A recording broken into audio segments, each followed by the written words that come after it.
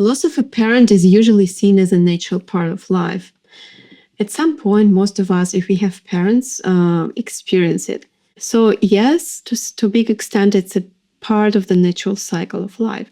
But that doesn't mean it's easy. It doesn't mean we shouldn't grieve.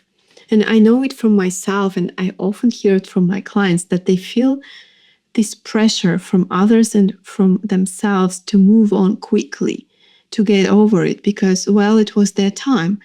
It's natural. Why are you still feeling this way? You are lucky to have had parents. Be grateful.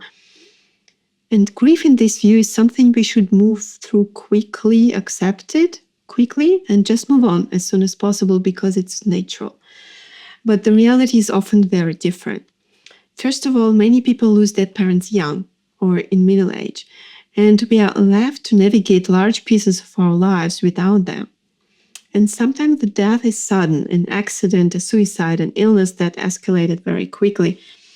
And even if they died at an advanced age, and even if their passing was expected, it doesn't mean grief is less or easier. It's still grief, because grief is not about the timing or age. It's about our relationship, our bond. And our emotional bond with our parent doesn't disappear with age. Our feelings don't vanish. They may change and mature over time, but they stay. And in fact, our relationship with the parent often continues after their death. And this is why it's so important to allow yourself to grieve, no matter when and how you lost your parent. Grieving doesn't mean you're failing, that you're not coping. It means something significant has changed in your life. And grief is a natural response to that change. And here's another thing that's important to understand right from the start. Both things can be true. We can feel deep sadness and gratitude at the same time. We can miss them terribly and still live full, joyful lives. We can grieve a difficult relationship with a parent and still be grateful for the good things we have in life. So grief is not black and white. It's messy, it's layered, it's unpredictable, it's human. And your grief will be unique. You may be surprised by how strongly you're grieving or how little, or by the fact that what you are feeling isn't what you expected at all. And the way you grieve will depend on many factors. The relationship you had with your parent, your personality, your current life situation, your support system. And it will differ from the grief of others. So it's very important not to have any judgment or expectations or comparisons. And now let's talk about what makes the loss of a parent unique. Our parents, in many cases, are our first and most fundamental bonds in our lives. So one of the most long-lasting bonds. They shape how we see the world, how we relate to others, how we see ourselves. They influence our character, our sense of self-worth, how we cope with life, how we build relationships. And they are reference points throughout much of our life. So we may admire them and try to be like them, or we may dislike their traits and choose to be different. But either way, they remain a crucial part of our internal map. So when a parent dies, it can shake our world in many unexpected ways. If your parent was caring, protective, loving, and present, the absence can feel very painful and disorienting, as if the foundation were not there anymore. And if your parent was distant, absent, abusive, you may feel relieved, but also be grieving the love you deserved and care you deserved but never had. And there's another layer that often comes up. Losing a parent often brings up a re-evaluation of our life, of time, of our own mortality. When the first parent dies, something shifts. You are still someone's child, well, if you have two parents, but the loss and death are already present and real in your life. It can be very unsettling. And when the second parent dies, the shift is even deeper. Suddenly you are the next in line. There is no one between you and death. And you might begin thinking about your own aging, your health, your legacy, your life path. And many people feel very challenged when they reach the age at which their parent died. A lot of anxiety may come up. And of course, if you have only one parent, you may feel all of that or something completely different after your only parent dies. Now let's talk about the different layers of loss. There's what we call the primary loss, the death of your parent, the literal absence of them in your life. If you were close, it may take a long time just to grasp that they are not longer there physically. You might reach for the phone to call them, enter a room and expect them to see them. You will literally look for them. You can plan something with them in mind out of habit.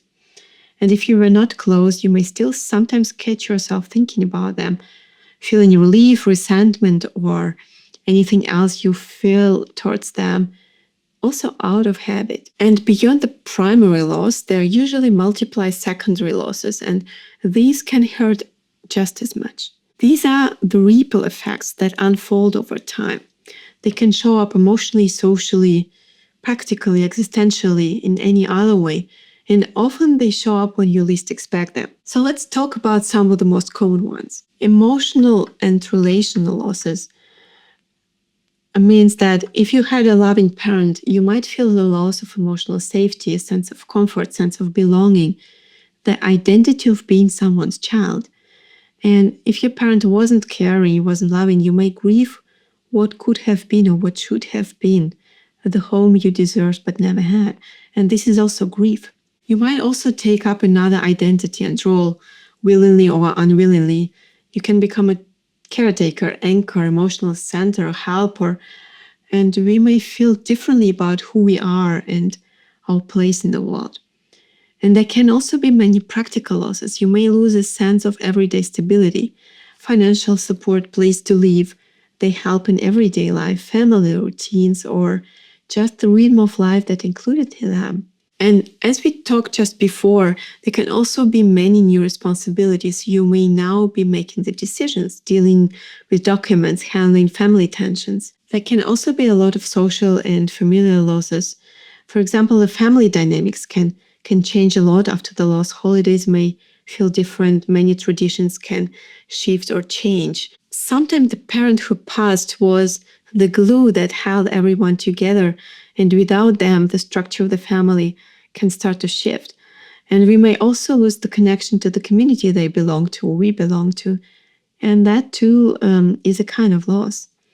In some cases, if we lose our parent, we may become a main source of support for the surviving parent. It can also shift the relationship dynamics with them and with the entire family. And there are also existential and future-oriented losses.